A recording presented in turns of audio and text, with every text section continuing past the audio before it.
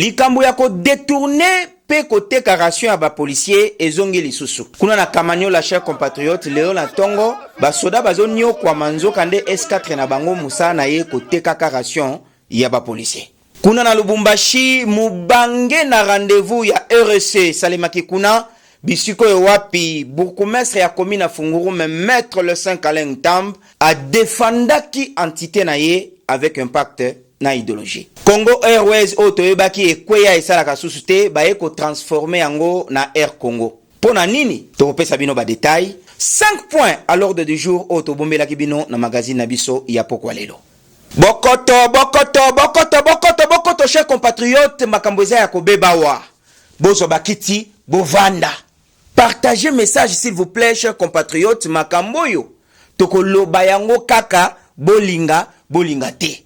Parce que le Congo appartient au peuple congolais. Congo est la famille moko boete. Olandi hein? Bozo bakiti bovanda to panzanteke. Merci Nabino nyonso bomesana kolanda biso pe ko pesa magazine Nabino confiance et merci Nabino pe o bomesana ko finga biso pe ko critiquer biso nzamba pambola bino parce que ba critique na mafinga Nabino yango esala ke to améliorer musala. Olandi hein?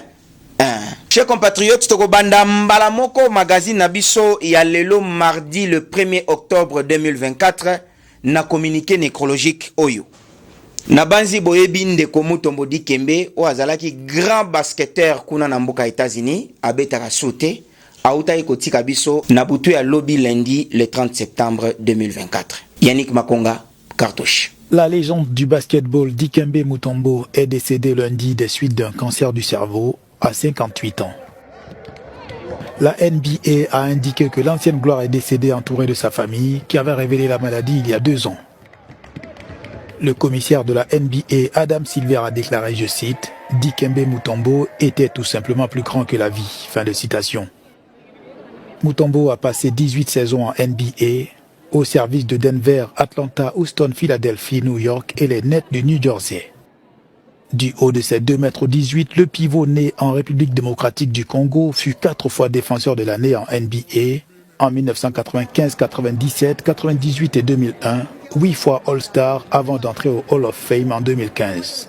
Et c'est à juste titre que Adam Silver a ajouté, je cite, « Personne n'était qualifié que Dikembe pour devenir le premier ambassadeur mondial de la NBA ». Fin de citation. Nabanzi Bolandi, hein? Tala sikoyo bozui Mutombo Dikembe azala nango. Omoni bongo yo salaka le lendo ngai intellectuel ngai na ba français ngai na ba mbongo lobi pe ekozala tourna yo. Ete abino. Mubange na rendez-vous esalemaki kuna na bandeko ya RC Forum na mboka Lubumbashi. RC Forum elingi kolobani ni chers compatriotes, ezali rendez-vous ya responsabilité sociétale des entreprises. Donc ya bateau ba ebi gestion ya mboka, ya bateau ba maîtrisa ndenge nini kovani sa stabilité ya gestion ya ekolo na biso Congo. Na yango maître le Saint Alain Tamb, le bourgmestre le plus jeune de la République, azalaki wana pe a défenda kimboka na Fungurume avec impact na idéologie. Nazo pe sabino nanu biographie na ye pobo comprendre que muto to finga katango nyonso azalaka muninga na bisote. Yannick Makonga, Cartouche. Malgré qu'il y a quand même des fonds qui restent, envisager des générations. Avec plus de 10 ans d'expérience dans les domaines juridiques et administratifs, Maître Alain Tamb, le Saint, a servi en tant qu'avocat au barreau de Lubumbashi et chef de service technique à la Caisse nationale de sécurité sociale. Il est actuellement bourgmestre de la commune urbano-rurale de Fungurume où il dirige les affaires locales avec toute loyauté et un engagement envers le développement durable et la gouvernance responsable. Il possède des compétences très approfondies en gestion administrative, judiciaire et militaire acquises à travers plusieurs formations professionnelles et de responsabilités dans des institutions clés.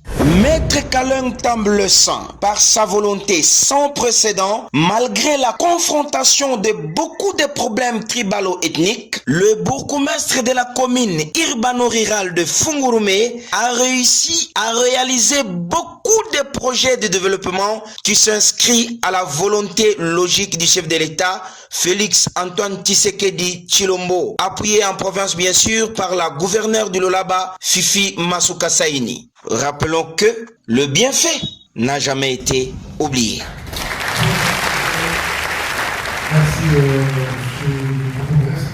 Bandeko ba bolingo bolandi élément wana reportage ya PM Maestro. Mais na lingi na pesa bino lisusu awa ba détail ndenge nini mettre le sang Kaleng Tamb a défendaki entité na ya commune urbano rurale ya Fungurume. Bolanda nano ba détail wana et on revient juste après. Malgré qu'il y a quand même des fonds qui restent, envisager des générations futures alors que les générations présentes sont toujours là en train de souffrir.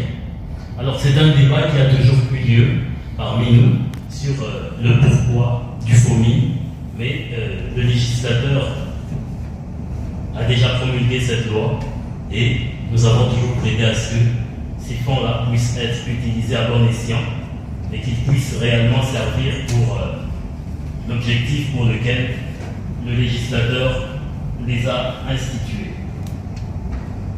Je pense que pour conclure, une programmation ainsi qu'une synchronisation efficiente de ces leviers de développement doit être de mise pour arriver à cet idéal que nous recherchons tous, le développement durable. Je vous remercie. Merci, M. Bourgmestre. C'est la question de M. Maloba. C'est la deuxième, je précise. C'est sur le plan environnemental. On voit ailleurs, il y a des plans faisables. Alors, on voudrait savoir chez vous, quelles sont les actions concrètes que vous menez pour protéger l'environnement. D'accord. Pour notre part, je pense que nous avons attaqué cet aspect environnemental sur deux points. D'abord, il y a l'environnement lui-même, et puis le deuxième point, l'assainissement.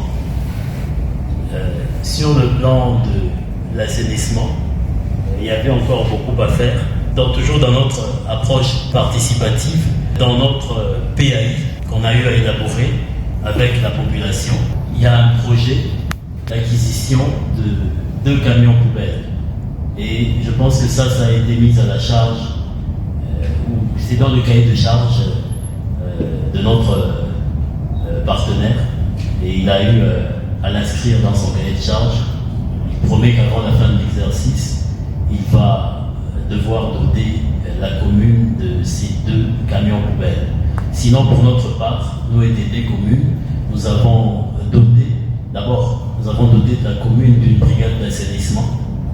Elle est composée de plusieurs acteurs qui sont coordonnés. Chers compatriotes, Nabanzi Bolandi, au travers tous ces éléments ici, on comprendre que mettre le Saint Kaleng Tamb, c'est quelqu'un au Azana Valère. Omoni, tant on a eu Sarabino qui est na na plateau na ba sentimate, binonde rempli de jalousie et de haine, bolingi boko misangai fanatique. Or, Moussa Nangai ezali koteka ba bonne valeur oyo bazo sala musala na volonté logique ya mokonzi ya mboka. Sikoyo ye mukuya kuya ndenge bolobaka. Mais ndenge nini azo défendre mboka ya Fungurume na kati ya grand forum oyo sika bato minene baza. Ozomona. Donc totika biloko wana, yango wana na yebisa bino ke savoir parler toutes les langues étrangères n'est pas synonyme à être plus intellectuel que les autres. Il faut faire très attention tant que bofinga rabato. Parce qu'il y a beaucoup de bourriques. Jean-Paul? Il y a beaucoup de bourriques. Oh, bah, yebi koloba très bien français. Au moins, moutazo ba anglais très bien, mais bourrique. Biso ba tuto yebi français te. Tala musala yango tozo sala. O to yekola ki tozo sala. Yangoy. La télécommunication, ezana makila. La nouvelle technologie, ezana makila. Nde maele na biso yangwana. Maintenant, yona ba français na yo ya ebele. On s'est retrouvé docteur en économie, mais vendeur dans une cabine des unités. Licencié dans le management, on s'est retrouvé sentinelle dans une entreprise de gardiennage. Alors, le coloyer baka français bien, au bongoli yango et commis sécurité. Aux hommes. Donc, il faut faire très attention. Tango, tozo finga kabato. Bien. Likambo yo ya koteka ka ration ya ba policier na ya ba soda, toko supporter yango lisusu te, chers compatriotes, na minito nde na zo ebisabino. Kuna na Sud Kivu na Kamanyola eza ya koinda. Ba policier o bakenda ko remplacer Monisco kuna, chers compatriotes, bazo nyokwa manandenga ko sakana te. S4 na bango musala na ye koteka ka ration ya ba soda, kote ba soda bazo kufa kanzala. Tala kindoki. Yannick Bakonga, pesa biso na cartouche et on revient juste après. Biloko ba soda ngwana bazoteka, biloko ba soda. Biloko ba soda. Ba soda bazola la nzala. S4 boyibi, ateka ba soda. Biloko ba soda, filme ngo. Biloko ba soda, ba biloko kene oteka. Biloko ba soda. Ba ola la nzala, ba oteka biloko ba soda. To kangi yango bazongisa.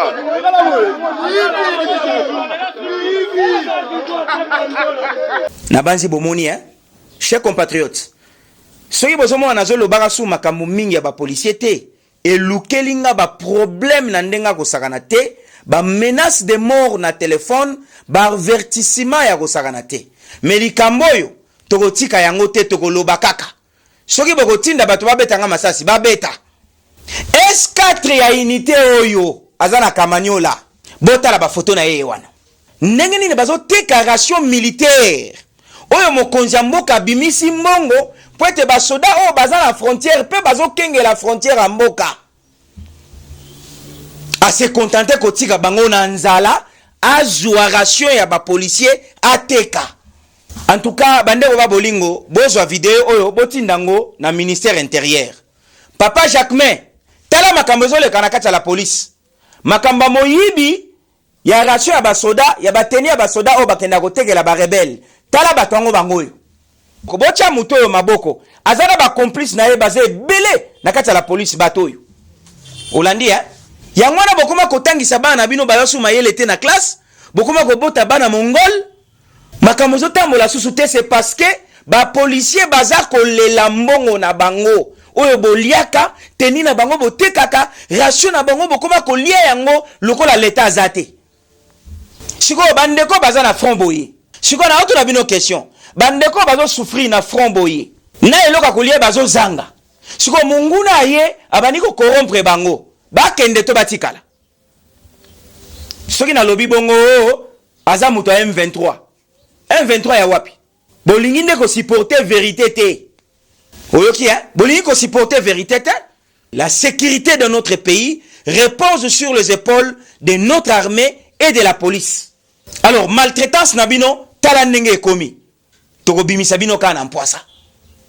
Mokonzi mboka ye moko aokoka te. Il faut implication na biso za nakati to la kisaka ye mokonzi mboka tala pota yango. Tala pota yango ba formater bato loko aboye. Olandi Compagnie Congo Airways ya mboka na biso boyebi bino moko bandeko babolingo eutaki kokufa pe babotolaki biso licence. Toye kosutuaka tomoni babimisi Air Congo. Tokanisa ike Air Congo eza 100% congolais. Nzoka nde likambo ko kamwa compagnie ya Air Congo basiniende partenariat na compagnie ya Ethiopian Airlines. Chers compatriotes, bozo message oyo bopesa mokonzi ya mboka. Makambo yo eza clarté eza flou. Olandi Avant kota na mozindo, tozwana nu papa Bondo oyo aza moko ya ba grand opérateur économique ya mboka na biso a éclaircir biso na likambo yo et on revient juste après. Yannick Bakonga.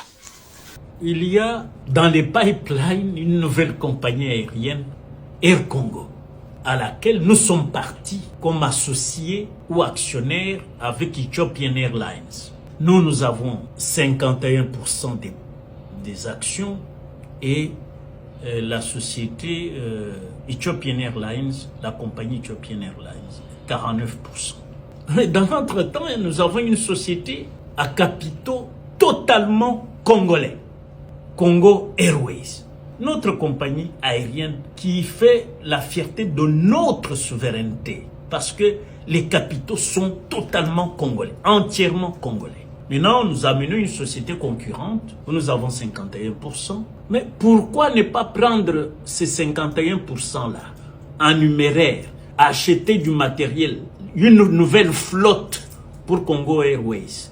Qui nous a donné cette idée de ne pas avoir une grande compagnie aérienne, Congo Airways, capitaux congolais, preuve de notre force souveraine? Mais non, on nous amène Ethiopian Airlines, c'est vrai, c'est une compagnie prospère, mais qui risque de nous amener des Éthiopiens comme personnel, alors que nous devons, nous, avoir... Bolandi, hein? Sikoyo pona nini boye? Biloko boye pona nini? Chers compatriotes, bondimi sikoyo lo na yebisaki bino makambo système. Système ya muibi pe ya kanyaka. Donc vous vous contentez de dissoudre, de réduire au silence notre propre compagnie purement congolais et pour na koluka ko bota compagnie mususu oyeza ko répondre na ba intérêt na bino. Ça c'est sorcellerique. Mokonzi mboka landela biso makamboyo. Omoni chers compatriotes place na yebisa bino ke ko bundisa fachi. Allons na pouvoir, eza problème té. Ozomona. Mais il me semble que tozo viser cible ya malamu té. Tala ba cible ya ko viser. Système oyo bakanga peuple en otage, système oyo bakoma ko sala ndenge nyeso balingi na mboka Congo na ba intérêt na bango. Yaya, bozolanga message oyo, bokatelanga ta parti o kaka, bopesa mokonzi ya mboka. Mokonzi ya mboka landela biso makambo eza clarté. Na ministère ya transport ba manigance ezo sale makuna landela biso ango. Eza clarté. Accident munene salemaki lelo na 5h du matin kuna na commune ya Kinsenso, précisément liboso ya église ya Neo apostolique. Yannick Makonga, Cartouche.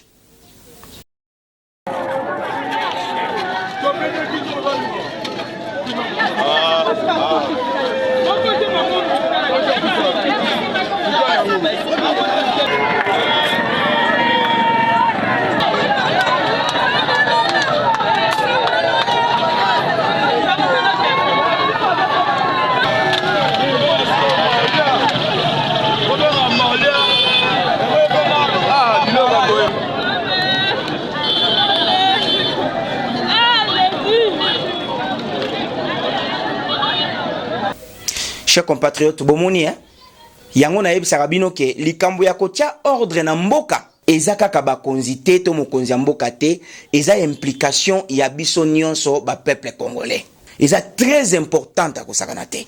Makambo ya ba désordre ya circulation o ya ba motard etika biso ba misusu na défaut. Liu na ngao na botama boete na sala pe mama na accident na chauffeur a moto akufa oyo azalaki sima na nga akufi nganza mabikisanga minatika na défaut.